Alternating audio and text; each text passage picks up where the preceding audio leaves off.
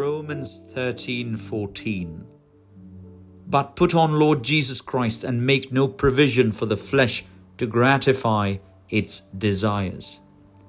കർത്താവായ യേശു ക്രിസ്തുവിനെ തന്നെ ധരിച്ചുകൊള്ളുവിൻ, മോഹങ്ങൾ ജനിക്കുമാറ് ജഡത്തിനായി ചിന്തിക്കരുത്. To put on the Lord Jesus Christ is not merely a metaphor.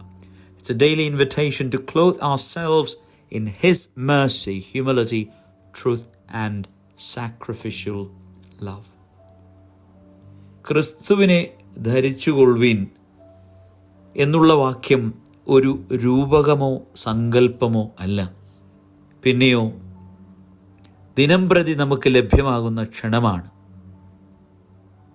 ക്രിസ്തുവിൻ്റെ കരുണയും താഴ്മയും സത്യവും ത്യാഗമനോഭാവത്തോടുള്ള സ്നേഹവും നാം നിത്യമായി ധരിച്ചുകൊള്ളണം. Just as we are intentional about what we wear outwardly, this verse calls us to be deliberate about what we wear inwardly, our attitudes, our priorities, our choices.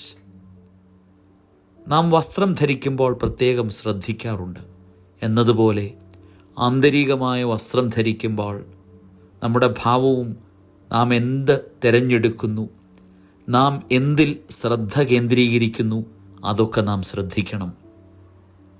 Lent is the holy wardrobe of the soul. ആത്മാവിൻ്റെ വിശുദ്ധ വസ്ത്രധാരണമാണ് നോമ്പുകാലം. We shed the garments of pride, envy, bitterness and fear, and instead wrap ourselves in Christ's compassion, forgiveness and strength. നോമ്പുകാലത്ത് അഹന്തതയുടെയും പകയുടെയും വിദ്വേഷത്തിൻ്റെയും ഭയത്തിൻ്റെയും വസ്ത്രങ്ങൾ ഉരിഞ്ഞ് ക്രിസ്തുവിൻ്റെ അനുകമ്പയും ക്ഷമയും ശക്തിയും ധരിക്കുവാൻ നാം ശ്രദ്ധിക്കണം. Putting on Christ means allowing Him to reshape our thoughts, interrupt our selfishness and guide our steps in every interaction.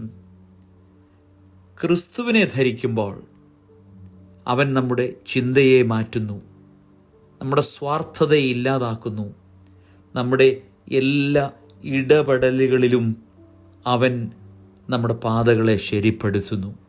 It means making no space for the appetites of the world that drain our spirit, but instead making space for grace, silence, prayer and service. ലോകത്തിൻ്റെ മോഹങ്ങളെ തേടിപ്പോകുക എന്നുള്ളതല്ല, പിന്നെയോ നിശബ്ദതയിലും പ്രാർത്ഥനയിലും ശുശ്രൂഷയിലൂടെ ദൈവത്തിനു വേണ്ടിയും മറ്റുള്ളവർക്ക് വേണ്ടിയും ജീവിതത്തിൽ സ്ഥലമൊരുക്കുക എന്നുള്ളതാണ്.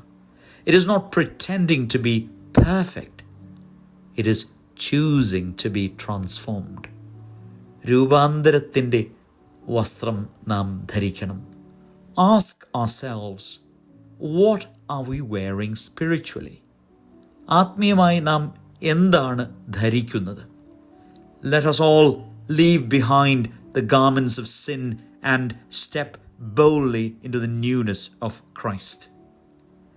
പാപത്തിൻ്റെ വസ്ത്രങ്ങളെ ഉരിഞ്ഞ് ക്രിസ്തുവിൻ്റെ പുതുമയിലേക്ക് ധൈര്യത്തോടെ നമുക്ക് പ്രവേശിക്കാം. Let the final 10 days of Lent be our preparation for the glorious resurrection.